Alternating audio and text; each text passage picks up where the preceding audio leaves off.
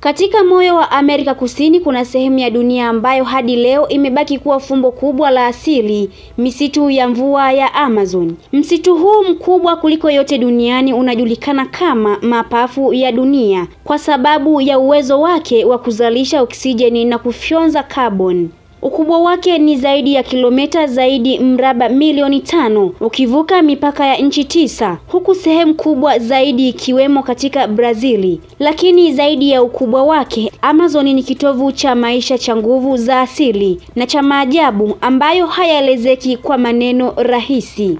Misitu ya Amazon ni nyumbani kwa zaidi ya 10% za viumbe vyote vinavyoishi duniani. Inakadiriwa kuwa na zaidi ya aina 16,000 za miti, zaidi ya aina 2.5 milioni za wadudu, aina 400 za mamalia, ndege zaidi ya 1,300, aina 430 za amphibia na zaidi ya aina 3,000 za samaki wanaopatikana kwenye mito ya msituni humo. Katika kila hatua inayopiga ndani ya msitu, kuna uwezekano mkubwa wa kugundua kiumbe ambacho hakijawahi kuorodheshwa na binadamu. Maana yake, Amazon ni ghala hai la viumbe vya ajabu ambao baadhi yao bado hawajajulikana hadi leo.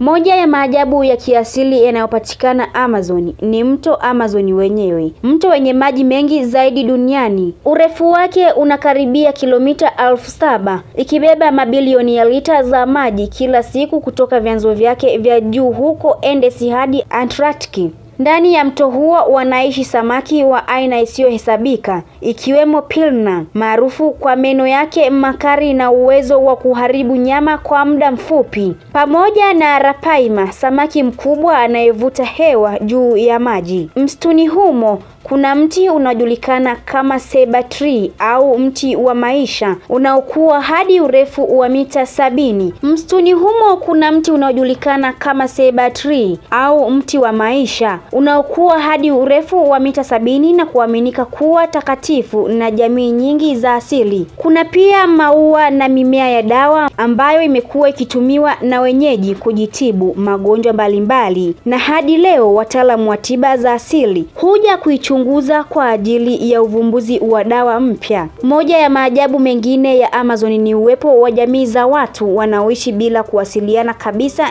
na dunia ya kisasa. Hawa ni watu ambao bado wanaishi kwa mila na utamaduni wa asili bila simu, televisheni wala mawasiliano ya kisasa. Jamii hizi zinakadiriwa kuwa zaidi ya 100 na serikali za Brazili imeweka sheria kali kuwalinda dhidi ya wageni ili kuhifadhi maisha yao. Lakini zaidi ya hayo, Amazon pia inakuvutia kwa maajabu ya angani. Kuna miale ya umeme, radi na mvua ambazo huweza kuonyesha kwa siku nyingi mfululizo, huku hewa ikiwa nzito na yenye harufu ya ardhi safi. Usiku wake huwa na milio ya ajabu, sauti za chura, mamba, ndege wa usiku na viumbe ambao huamkia giza. Kuna hata mahali panapoitwa Enchanted Forest, msitu uliorogwa, kwa sababu miti huko inazalisha mwanga hafifu wa kijani wakati wa usiku kutokana na viumbe wa mwanga. Kwa macho ya kawaida Amazon ni msitu wa kijani, lakini kwa macho ya ndani ni ulimwengu mwingine kabisa. Ni makumbusho ya maisha ya kale, ni kioo cha nguvu ya asili, na ni onyo kubwa kwa binadamu kuwa tusipouheshimu tunaweza kuharibu maisha yetu wenyewe. Ukataji miti unaendelea kila mwaka.